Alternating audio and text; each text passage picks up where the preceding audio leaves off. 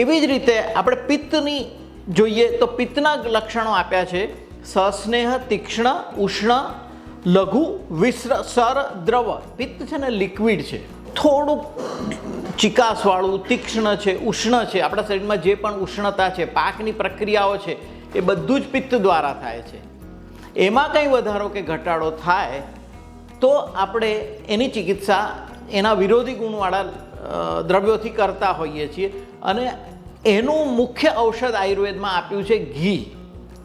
આપણને જો પિત્તના રોગો થાય અને ઘી સાથે ઔષધો લઈએ, કે ઘી ઘૃતપાન કરીએ, કે સિદ્ધ કરેલા ઘી લઈએ, તો પિત્તનું શમન બહુ જ જલ્દી થાય છે. પહેલું વાયુ, આપણા શરીરમાં ગતિમન જે પણ બધી વસ્તુઓ વાયુથી થાય છે. બીજું પિત્ત. પિત્ત એ પાકની પ્રક્રિયા પિત્ત દ્વારા થાય છે. એક વસ્તુમાંથી બીજી વસ્તુ બનાવવાની પ્રક્રિયા પિત્તમાં થાય છે. આપણા આહારમાંથી ધાતુઓનું નિર્માણ પિત્ત દ્વારા થાય છે.